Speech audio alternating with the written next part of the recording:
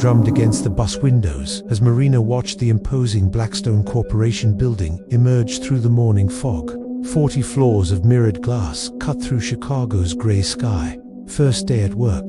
The lobby greeted her with Italian marble and brushed steel. Executives walked briskly, their footsteps echoing in the vast space. Marina headed to the elevators where a crowd waited in silence. "What floor?" asked the man by the panel when she entered. 32nd, he nodded and pressed the button.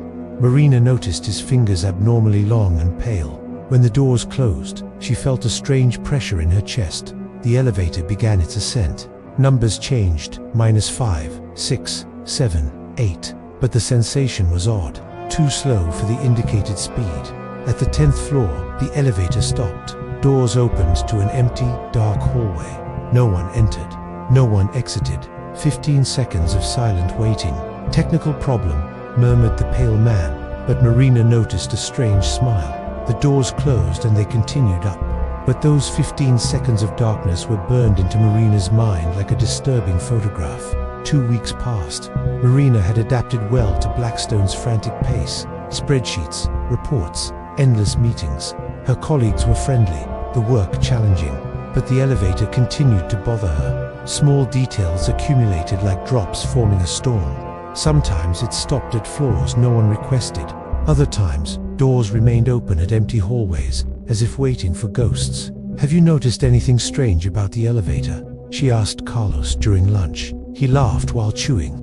"Elevators are temperamental, Marina. This building's from the 70s, probably needs maintenance." But Marina knew it wasn't maintenance. Last Friday, she was certain she'd pressed ground floor, but they descended to a level she didn't know existed. The doors revealed a dark corridor that smelled of mold and something sickly sweet. The doors closed quickly, shooting straight to ground level, as if nothing had happened. That night, she researched the building online. Only basic information about construction and corporate history. Nothing about basement levels. But she knew something was wrong with that elevator, and she was determined to find out what. Monday, 6 a.m., the building was nearly empty. Just night security guards and janitors finishing their shifts. Marina had arrived early on purpose. Time to investigate. The elevator awaited her, silent and empty. Marina examined the panel. Buttons from 1st to 40th floor, nothing indicating a basement. She decided to try something she'd read online, a code for service floors. She pressed ground floor, then held closed doors while pressing ground floor 3 times consecutively. The elevator shuddered and began descending. The display showed 3, 2, 1, G, and then 1. The doors opened, revealing the dark corridor from the previous week. Marina stepped out, using her phone as a flashlight. Concrete walls stained with moisture stretched in both directions. The sickening smell was unbearable. She chose left. Meters ahead, a metal door slightly ajar. She pushed slowly and her heart nearly stopped. A room full of old files and furniture covered by dusty sheets. But what terrified her were the photos on the walls. Dozens of black and white portraits of people in business attire, all with empty faces, expressionless. A noise behind her. The elevator doors closing. No, she ran, but it was too late. She was alone in the darkness. Then she heard slow footsteps echoing in the corridor. Marina pressed against the wall, her heart beating frantically. The footsteps approached, a deliberate dragging that echoed off the concrete walls. There was nowhere to hide.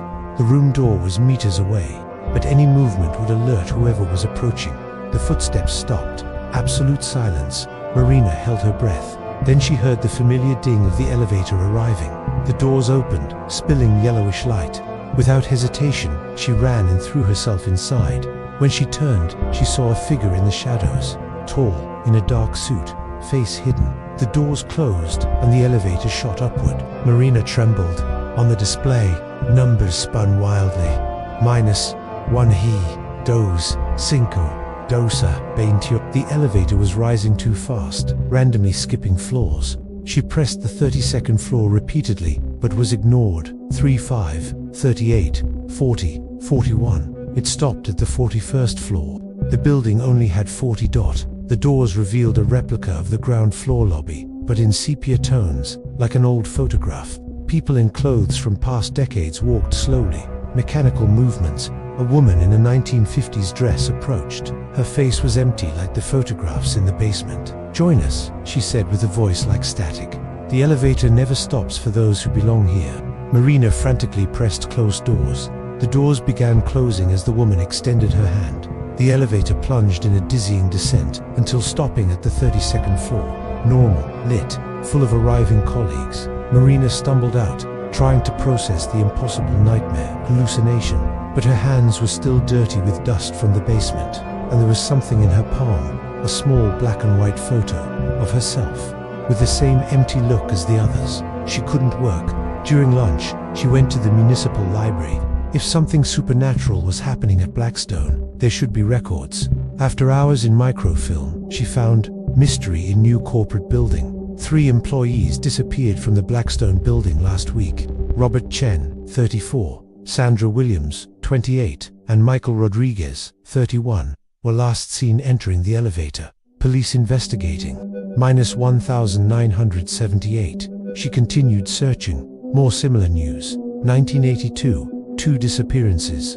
1987, 4 people. 1993, a young woman.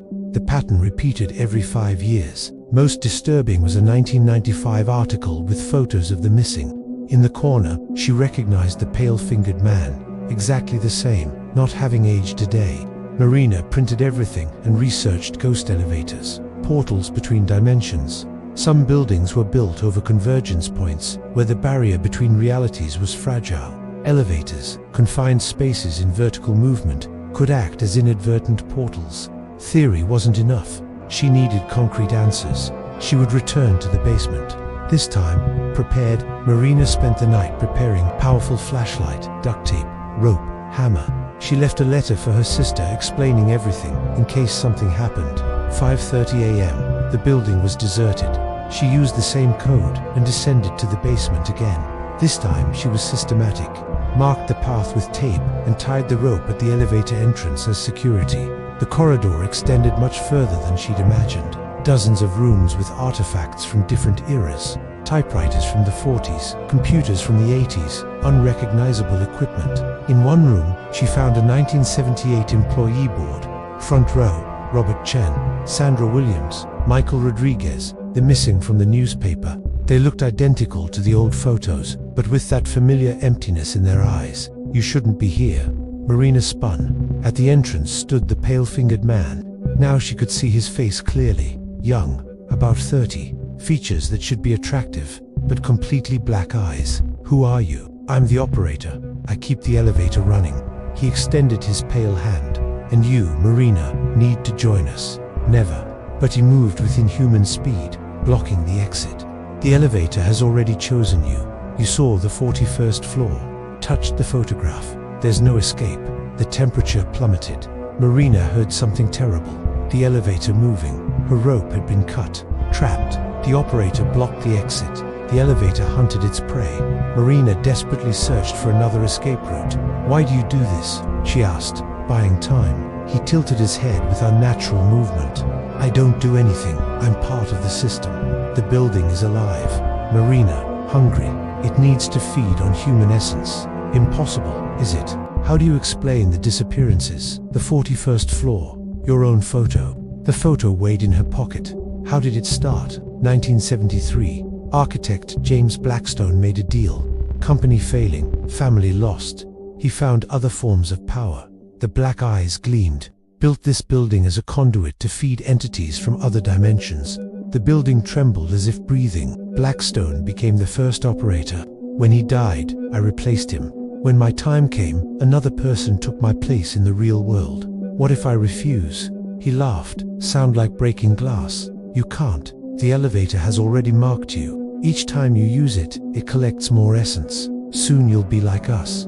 Marina remembered her research. Portals needed physical anchors. Where is the system's heart? He seemed surprised. Why? Curiosity. If I'm going to stay here eternally. He studied her face, then pointed upward. The elevator shaft. The elevator is the heart. At that moment, Marina heard the sound she was waiting for. The elevator returning. The elevator's sound echoed like a death knell. Last opportunity. The operator turned toward the sound. Marina seized the moment. hurled the hammer at the lamp. Total darkness. She rolled behind an old desk. "You can't escape," his voice echoed. "The entire building is a trap."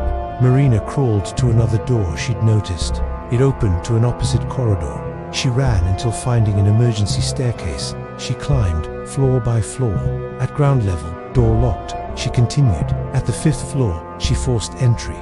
Normal corridor, morning light, people arriving for work. She ran 2 elevators on the opposite side, a different set. She hesitated. What if they were all connected? No choice.